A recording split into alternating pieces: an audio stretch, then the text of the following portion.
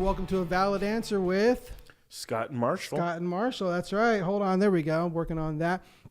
This is where can you hear okay? Yeah, I can hear. I have static. We're good. Yeah, this is All where right. a capitalist conservative pastor and a socialist liberal atheist come together and discuss all the different things going on in life, politics, religion. It was Easter Sunday yesterday, and we had our little get together at my house and did our podcast. If you missed that, make sure you take a look at that. That what we had yesterday. It was a great time.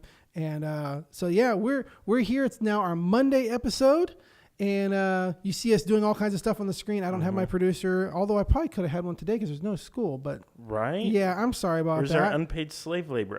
Where is that unpaid slave our labor? volunteer comrade? Voluntold. Yeah. As they say in the military, I was voluntold to do this. But yeah, this is our show where we get together and we talk about, we come together and we have a discussion, a logical, rational discussion about things, honestly, things that separate people at a deep level. And that is today's topic is going to be no different. Yeah, I mean, people literally get divorced over this stuff. They throw away friendships. They throw away family connections. They certainly disown family members. They certainly unfollow you on Facebook. Yeah, over these things.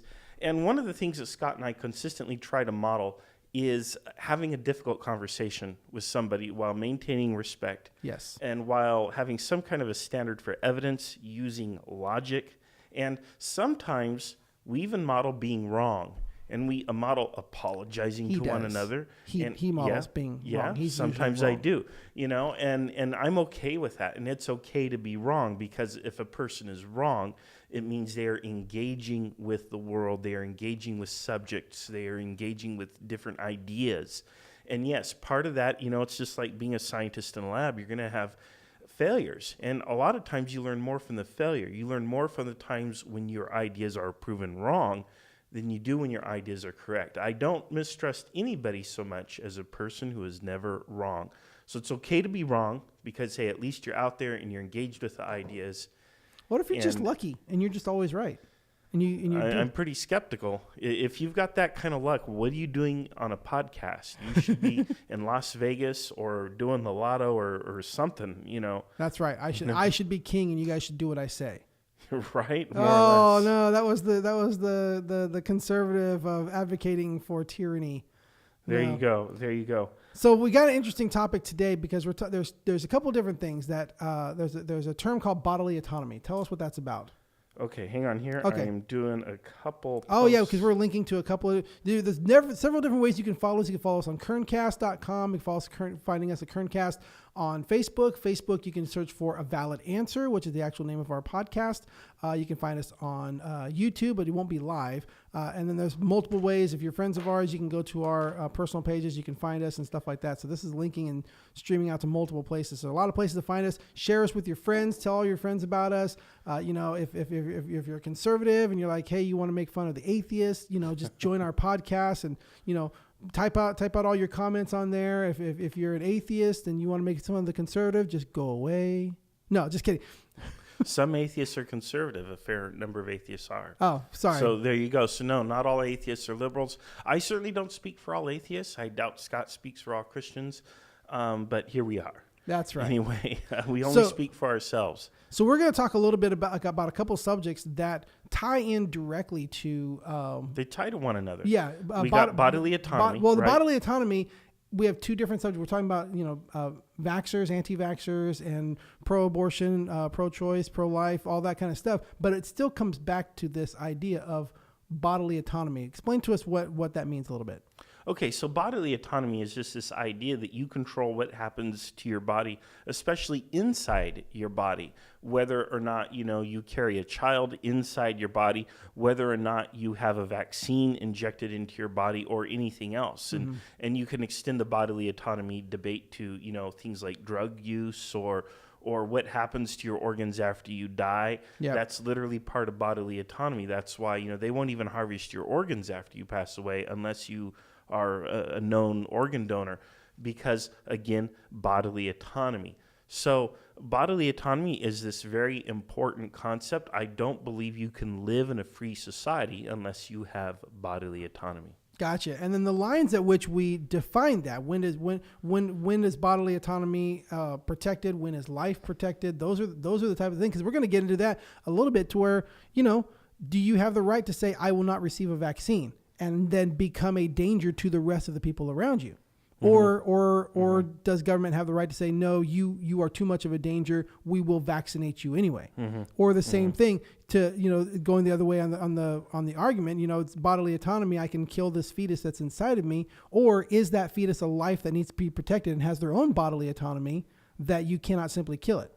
Bodily autonomy, where that line is and what are the circumstances, because when someone commits a crime and gets arrested and convicted and goes to prison, they lose a little bit of their bodily autonomy. They lose a large portion of it. They don't lose all of it. Right, but they lose a significant portion towards, like, you can go to the bathroom on the floor right there, but you can't go to the restroom until I tell you to. Right. Type of thing. Yeah. So where do we draw those lines? What are some of the things that on this discussion that you saw coming up?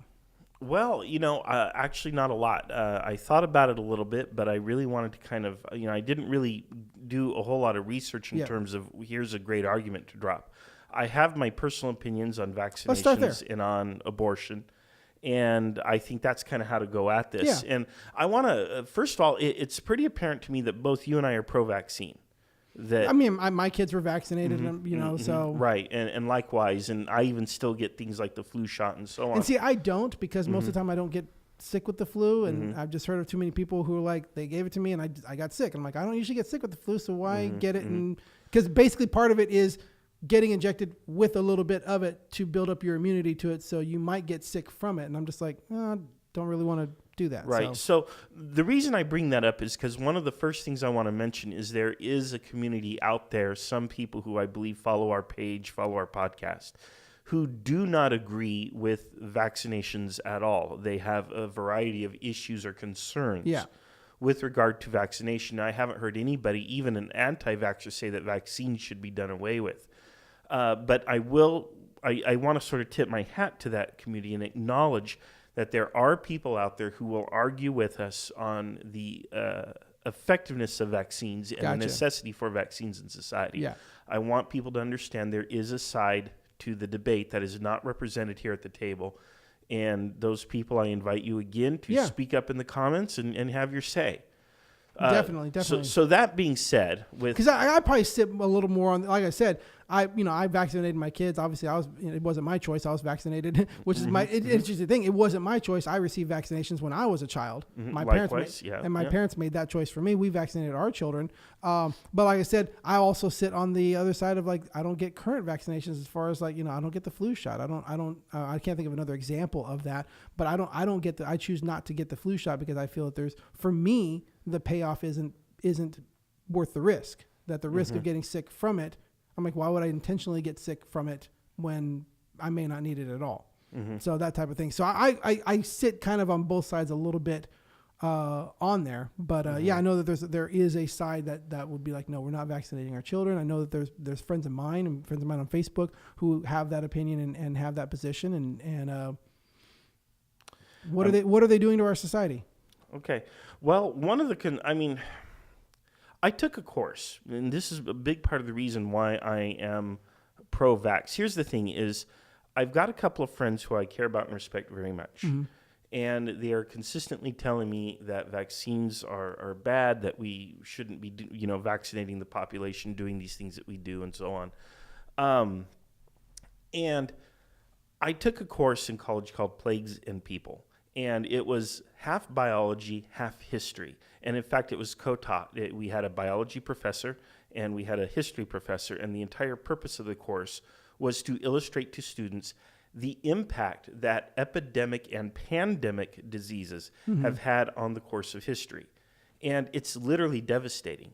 There's a story about how the first guy, he was a historian and he was at the University of Chicago and he sat down where they had a medical school. He was at the bar, and a medical professor came, and they were trying to think of something to kind of talk to that they had in common. And one said, the historian said, what do you think about the Black Death figures, the number of people who died during the Black Death. And the doctor said, yeah, I don't agree with them either. I think they're entirely too low, which nearly knocked the historian out of his chair because he had assumed the figures had always been inflated. Yeah. And so that started a conversation between the two, which then turned into a collaboration and turned into research. But as it turns out, the Black Death wiped out anywhere from a third to half of the population of Europe in between 1347 and 1354. And that's what diseases do. Now, Black Death was caused by a bacteria, but you also have these viral epidemics. And the purpose of a vaccine is generally to protect against a viral epidemic. Mm-hmm. And they are very effective at doing that. However, I also feel that the government is not entirely forthright with the people. Vaccine injuries are a thing, and you never hear anyone talking about vaccine injuries. And if somebody does bring up the idea of a vaccine injury, well, there's some kind of a kook. And I don't think that's the case. Mm-hmm. There's literally this entire fund designed to pay people who suffer from vaccine injuries. And if you look at the rate of vaccine injury, and so on, and you compare that to the rate of what happens if you have an unvaccinated population, the unvaccinated population will still suffer immeasurably more mm-hmm. than we have in terms of vaccine injuries. So basically, I'm pro-vaccination because I believe the benefits outweigh the harm. Yeah. However, I also think that we need to be more forthright with people when it comes to vaccine harms, because when you get that jab, there is a tiny, tiny risk that something might not go right. More likely, the most common risk is that the vaccine has no effect at all. And that could be anywhere from maybe between 10 to 3%, let's say, depending on the formula in the vaccine. But there's actually a solid single-digit percentage of people who are vaccinated where the vaccine simply doesn't work on them. So you can get the vaccine and you're still susceptible to the illness. And Elizabeth on here said that you don't get the flu from the flu shot. So I've not looked into it enough that, again, going off of what I heard and weighing all the other vaccines I've done. And this one, just I don't usually get the flu all that much. If I do, it's a couple days and whatever. It's just going through that. And for me, it just wasn't enough. So maybe I was misinformed about it, but it's just one of those where I just don't see the benefit of it. Well, I got the flu shot. And I actually had the flu last week, and I was sick for maybe 4 days total, and I was really sick for 1.5 days. From getting the flu shot? No, from the flu. And what could happen, and I really have no way of knowing this, is for one possibility is I didn't have the flu at all. I had something else, and I just thought it was the flu. Or I could have had the flu, and the flu shot actually did its job and minimized the duration and severity of the illness. Yeah. Or some other third possibility. I had the flu, but I literally had the flu and my body just fought it off well. Yeah. Tyler here mentions, is the anti-vax argument that they add something to vaccines?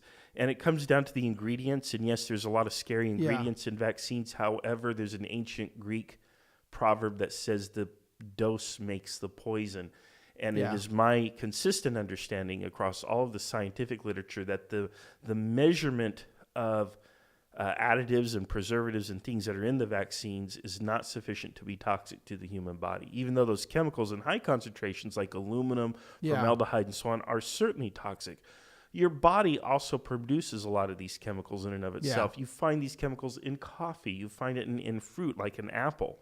So I don't believe that you're getting the concentrations required to. It's like all those people who are like, I'm a vegan, but they go out and they get drunk. I'm like, right. It's like, okay, you're focusing on one thing here, but all this other stuff is still happening. Yeah, Elizabeth said side effects mimic the flu. Mm-hmm. So effectively you're getting the flu. I mean, you're not getting the flu, but you're getting the side effects and the mimic the flu, so you're still getting sick. So I'm like, I'm not going to go the actual flu is a killer virus. Yeah. It kills people. It's deadly. And most people, usually they don't get the flu. And when they do get the flu, it knocks them on their back for a week or so. It's serious stuff. Yeah. If you're elderly, it kills you. I think the flu kills something like 400,000 Americans every year.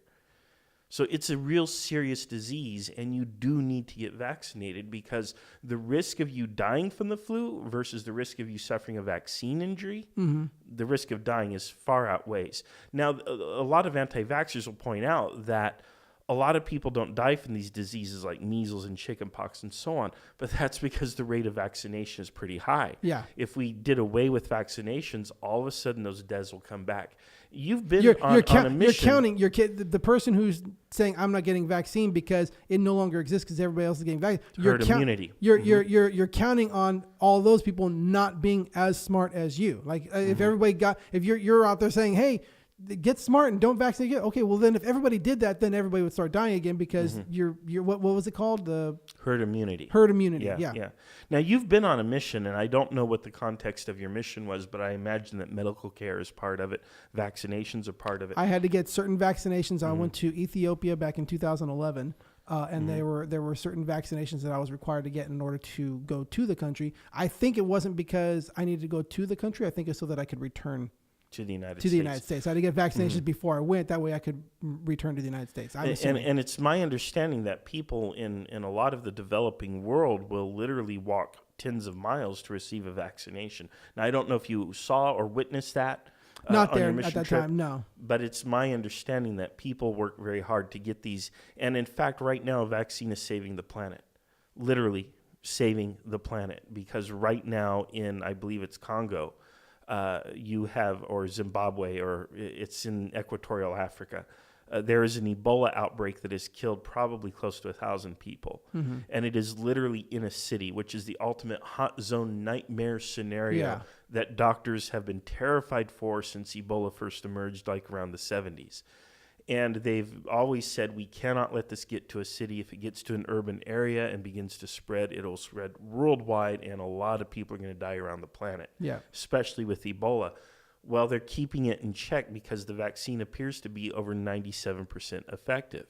And right now, that is proof positive that vaccines do work and that they can save large numbers of people. So on that note, should people be required by law to get vaccinated? Now we're balancing against bodily autonomy. Yes. And I have a huge issue with forcing people to put things in their body, telling people this is what's going to happen in your body, whether you like it or not. Now, when it comes to a child is different from an adult. And while the parents have the ultimate responsibility to decide what's best for their child, you also have parents who neglect their children. You know, if, for example, a parent says, I'm going to choose not to put food or nutrition into my child, the state has a responsibility to swoop in and rescue the child. Yeah. You know? But again, that's something that's being denied. That's a natural thing that is being denied. So the state stepping in to say, no, this being, this human needs sustenance, and you're not providing sustenance. So sustenance must be provided, and they can. That's different than saying you are not providing this, and therefore we're going to provide it for you. As far as like something inside the body that is not natural, that outside in the wilderness, if you don't eat, you die. But outside in the wilderness, if you don't get the injection, doesn't necessarily mean you die. Maybe your risk is higher, but missing that does not cause the person by necessity to die. So now you're balancing something that's, here's a natural function that you're preventing versus here's an unnatural thing that's better for this person that you're preventing. And how far do we go to protect child safety? For example, I would imagine the number of children who die from vaccine-preventable illnesses because they don't get a vaccine is much smaller than the number of children who die, let's say, in car accidents or playing sports. Do we eliminate school sports because more kids die playing sports than, from childhood preventable illnesses, as they call them? Do we prevent? Can you no longer buy Pine Sol for your house because a kid might take a swig of it and die? Yeah, more kids are dying from drinking a poison that's underneath the shelf. Well, you got to lock it up. Well, how about we just say, well, you can't buy it at home? I mean, are you going to go with that much control? Right. Where do you draw that line? Right. So I'm not the kind of person who believes that the government should be going into your house, beating down your door, and forcibly injecting your children with things, especially if you have any kind of an objection to it. At the end of the day, you're still the parent. Your child's health is your responsibility. I believe you are liable for that health. Up to what age? Well, up until the child at least at a minimum reaches the age of reason, if not adulthood. We can argue this. Yeah, but where would really, you say? 18. 18? 18. There may be when does a child get to say what's going to happen inside their body? Well, I think there might be certain circumstances. For example, if a child's capable of getting pregnant, then, I might give that child control of their own reproduction. But not their vaccination. Maybe not. It depends on the situation. How gracious you are. Well, there's a difference there, okay? But at the end of the day... What is the difference?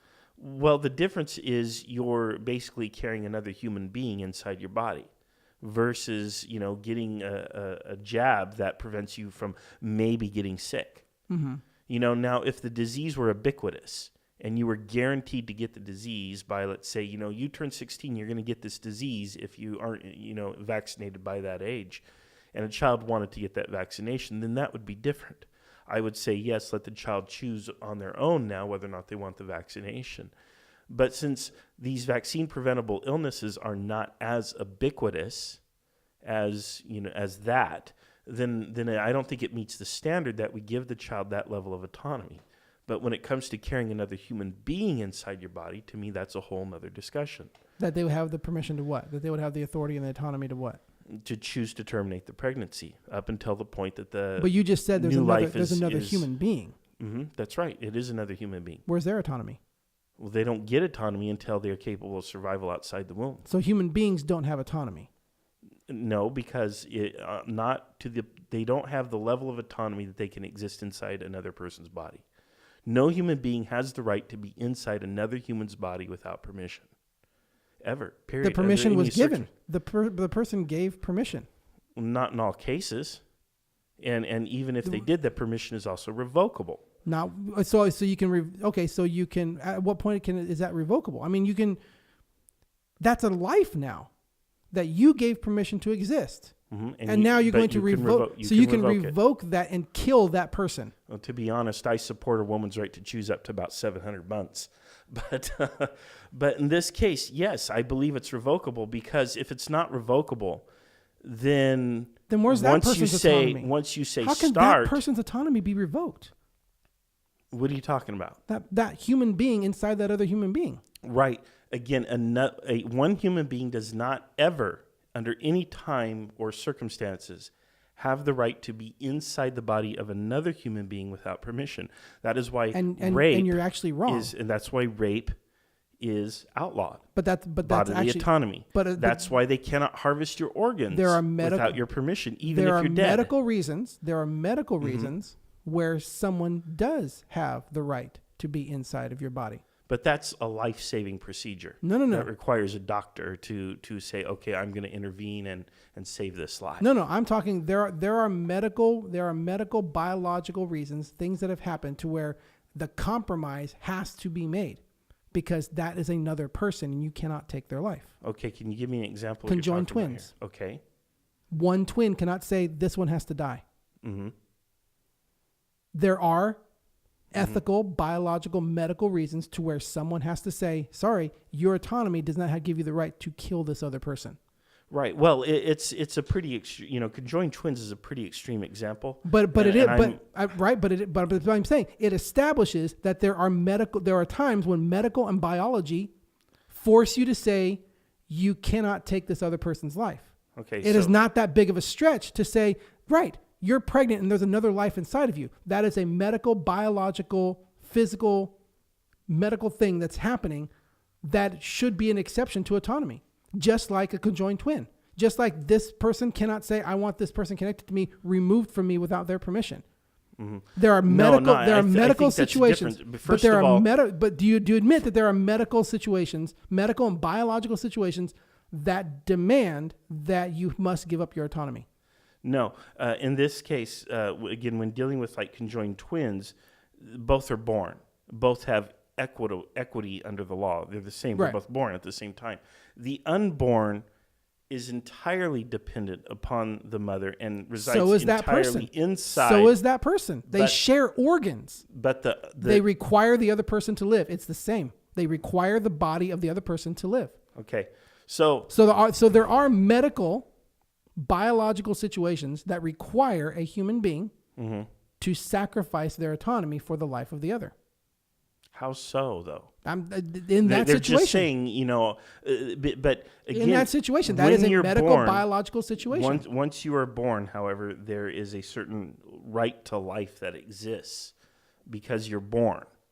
You've made it past whatever milestone, and in our society we argue that milestone is birth. And once you're past that milestone, your life is not forfeit without due process. Right, and that line is where it moves. But what I'm saying is that the point I'm trying to make is that there are biological, medical reasons and situations that can exist that require a person to sacrifice their autonomy for the life of another. Okay, but what I'm saying is yes or no.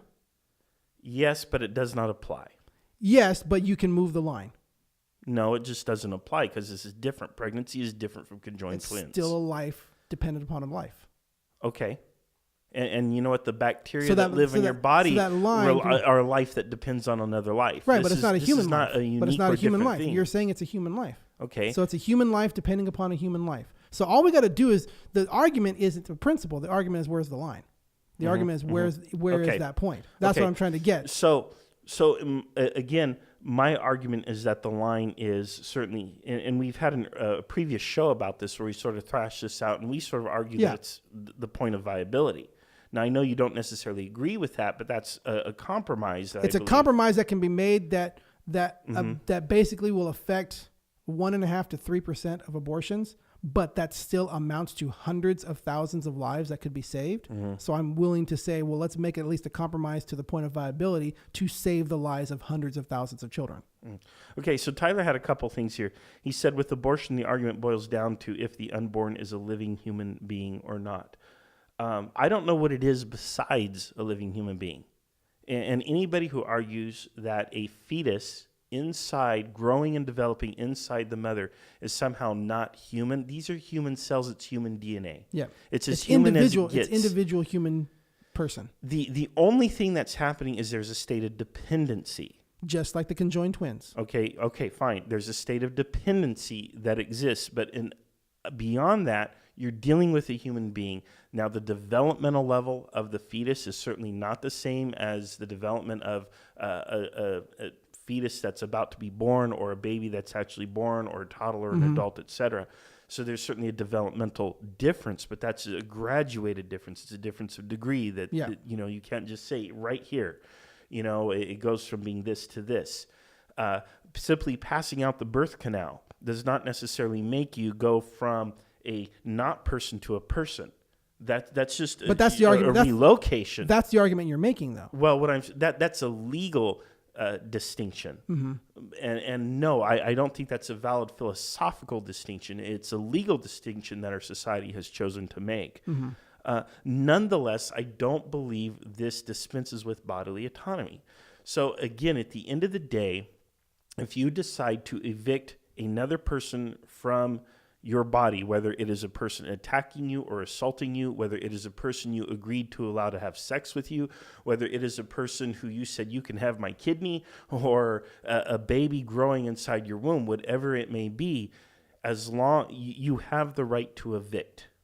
Period. End of sentence. Otherwise, we do not have bodily autonomy, and we do not live in a free society. So if I say, yeah, you can have my kidney, and you take it, and I come back and say, actually, I want it back. Can I take it back? Well, now it's in my body.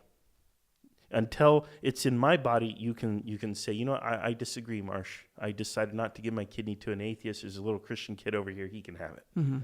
You could do that. You can absolutely do that. Because it's no longer part of my body. It becomes part of my body. It's assimilated into mine. So to me, that's what bodily autonomy comes down to, is controlling what happens inside your body. Now, I do not like abortion past the point of viability, because then to me it becomes it's cruelty.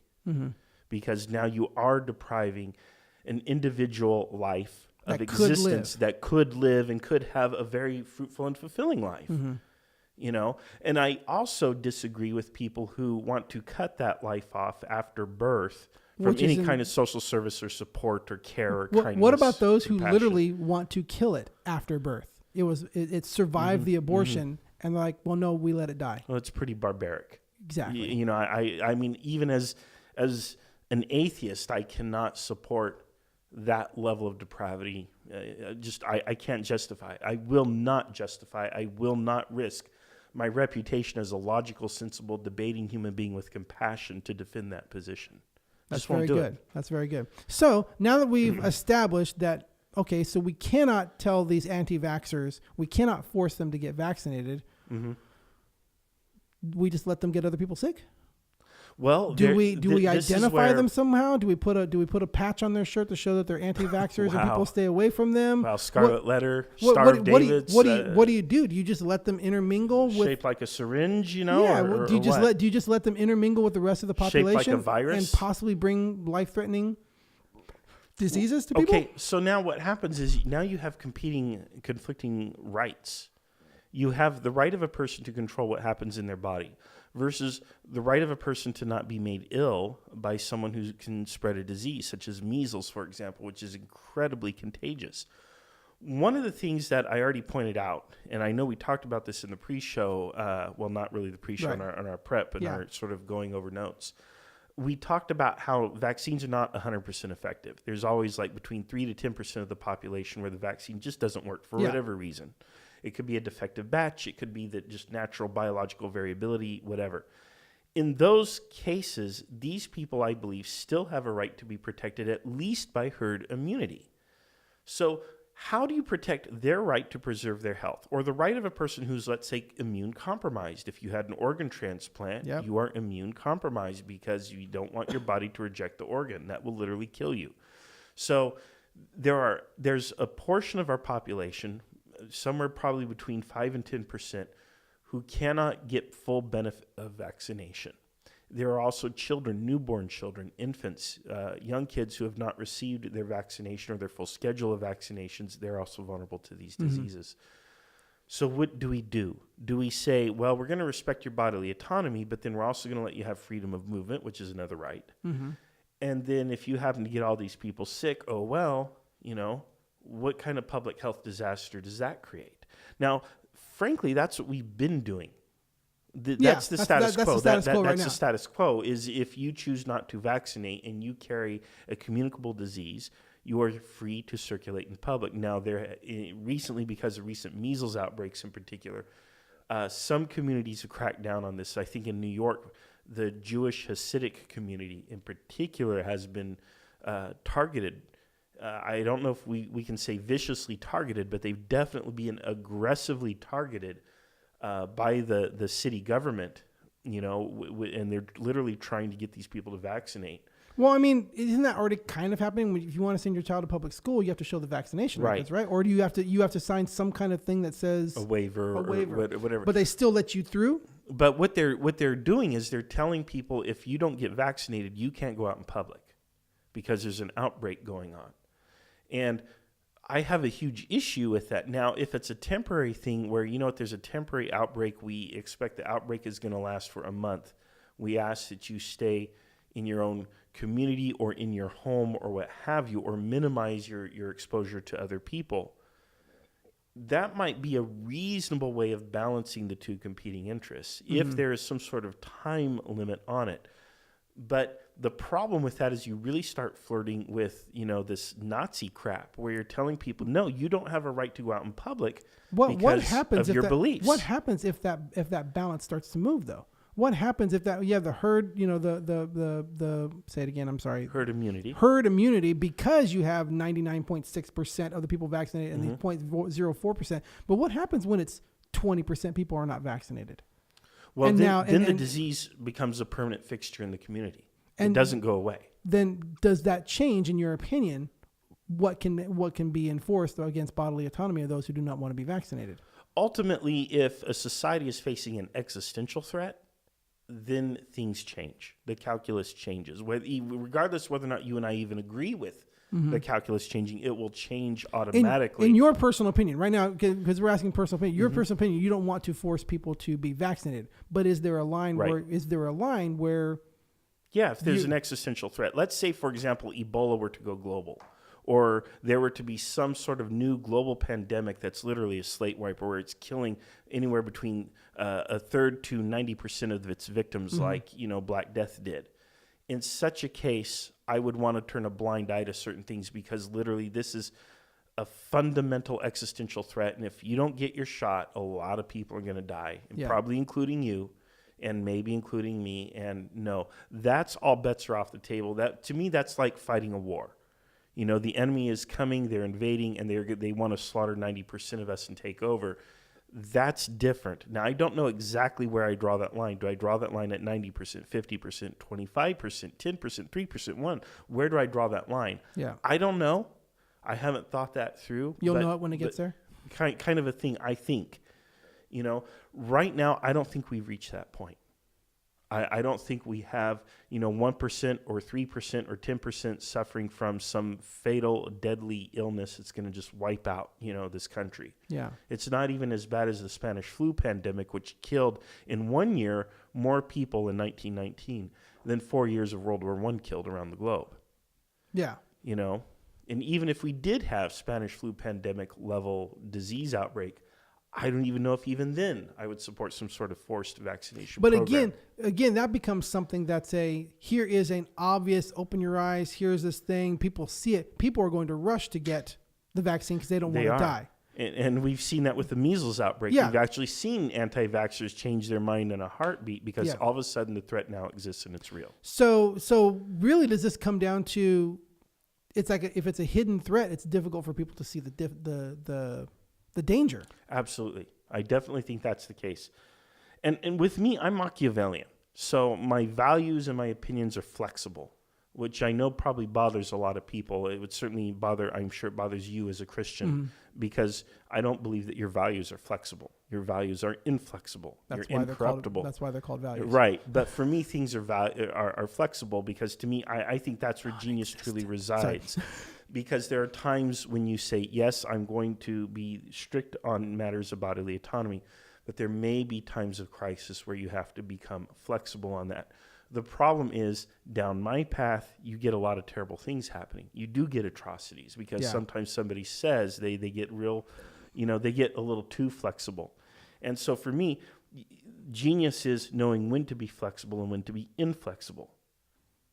And there you go. And that's open to abuse, and I'll freely admit that. But it also, sometimes you need that in order to survive certain crises. I just want to comment, Tyler. It's also, we enjoy having you guys on these comments because this really makes it kind of fun. So glad you guys are here. But so okay, I can see the need for one to know, having to decide when to be flexible, when to be inflexible, and stuff like that. And that's kind of what we're talking about here. So as it sits right now with where it looks like what people are not getting vaccinated for is a threat that doesn't look like it exists because of the herd immunity. So it's not an existential threat, that's for sure. Yeah, it is a threat. People can go deaf or blind, I think, from measles. It's a common side effect. And by common, I mean 1/10 of 100th of 1% or something really minuscule, but a small percentage of children who become ill can suffer lifelong damaging consequences. And a small percentage of children can also die from measles. But to me, it's not at a level where we have to force people to vaccinate. I think it can still be an optional thing. But we also have to do a much better job of informing the public. Here's the disease. Here's how serious the disease is. Here's what can happen. Here's the vaccine.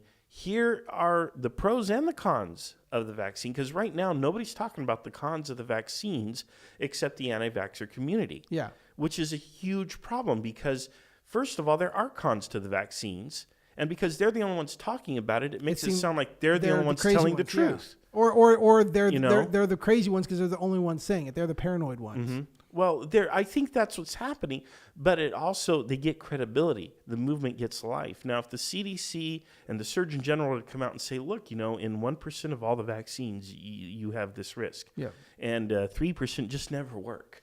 And if when they're giving that to you, like on the paperwork when you're signing for your kid to get vaccination, aren't they giving that to you anyway that has the pros? Who reads that, though? Right, but are they not giving it to you? If nobody reads what you write, you don't write. If I hand you a big page of legalese and you don't read it, well, I might as well have not. All right, so you're saying Michael, Sherry, Carrie, Tyler, you guys are why we're talking right now, because without you listening, it doesn't matter what we say, which is true. Yeah, that's so. Very Thank true. you for being there. Yeah, because if nobody watches our podcast, we don't podcast. Exactly. You know, and it's the same thing with legalese, and that's actually the whole point behind legalese is nobody reads it. And then that allows these people to cover their backside and protect themselves from liability. So what do you have to do? So what I think we have to do, again, we have to talk to people in plain terms, plain English, and say, this is what's happening. Mm-hmm. This is what a vaccine is. This is how it works. These are the pros and the cons. Here's the risk. Here's what's in it. And that has to come from the establishment. It has to come from your doctor. It has to come from the media. Instead of, get your shot or you're a lunatic. That doesn't persuade anybody. That simply drives people to double down. Yeah, yes, it brings the wall up. And it doesn't serve anyone. Yeah. And I think we need more transparency. And you know what? That may even include giving some floor time to some of the anti-vaxxers out there. Okay, you know, you are this natural, holistic healing doctor. You are opposed to vaccines. Let's hear your case. Mm-hmm. And now let's hear what this doctor has to say. But when you have a person say, oh, they're all good, there's nothing bad. Mm-hmm. Well, you know they're selling you a con job. Well, at the same time, you're so much, apparently usually, so much against pharmaceutical companies. Doesn't this kind of place you on the side of pharmaceutical companies saying, these are the vaccines that you should get, and the people who are anti-vaxxers, like, that's what the pharmaceutical companies want you to do because they want to make money. Well, you know, you didn't get your check yet? Did you not? You didn't get your check? I wish. Yeah. I'm on the side of logic and mathematics here, and I really think it's grim arithmetic that tells us that we want to vaccinate. Remember that class that I took back when I was getting my degree on plagues and people? Yeah. That stuck with me. The whole idea that every 100 or 200 or 300 years or so throughout human history, you get this big slate-wiping plague that just resets everything, that literally upsets political establishments and boundaries. I mean, it reshapes entire civilizations. And it happens over and over again in history. And it hasn't happened in how long? Well, thanks to things like sanitation and modern medicine. But the problem is it takes us time to develop an antibiotic. It takes us time to develop a vaccine. But a disease can evolve within minutes to hours. A new strain can. And when you get the right combination of RNA or DNA going on in a disease, so is this boom. Is this a possibility? Are we setting ourselves up like the California fires, which basically is don't trim the trees, don't go in there, leave it all undisturbed. We got to leave it pristine, and you're just leaving. You're just building. Look, we haven't had a fire. We haven't had this. Look how long. Just so that one little spark sets the whole state ablaze. Right. That's the warning coming from. Are we setting ourselves up with all of this vaccination, trying to hold back what naturally is a natural occurrence? That's a great argument, because the level of the population increase, the explosion of population, is also part of what makes us more vulnerable. That's why they monitor China in particular, because so many diseases emerge out of China because of the population density. Yeah. It's not that China is dirty. It's not. It's just you have massive densities of things like pigs, chicken, people, all in close proximity, all circulating. Birds, avian flu, boom, it's a hotbed for new diseases. But at the same time, we have to stay ahead of these. And yes, that means somebody in Big Pharma is going to get paid. And I'm not a fan of Big Pharma. I hate it. I think these guys are crooked and corrupt. They're paying the politicians. They're driving a lot of things that are not in the public interest. Do you think a lot of these vaccines are unneeded at this point, and they're just making money off them? They might be, but at the end of the day, if you're Big Pharma, you'll probably make more money off sick people than off preventing illness in the first place. So I'm going to come down on the side of the academics, who I don't necessarily believe are being paid. I'm going to come down on the side of history, which says plagues and people, and plagues are really bad and people lose. And I'm going to come down on that and say, get your shots, but definitely get the facts, get the information, and you're free to make your own decision. At this point? Well, unless something existential develops, forever. All right. Well, this has been a fun talk. This has been a Valid Answer with Scott and Marshall. You can join us on Sundays at 5 and Mondays at 4 as we talk about all kinds of different things. We never talked about this before, and who knows what we're going to talk about next time. But we definitely want to catch you here. You can email us at validanswer@gmail.com. Again, follow us all the time. Join in on the conversation. We love talking with everybody who is there with us today. But until next time, this has been Scott and Marshall. All right. See you guys later. Thank you. Stay healthy.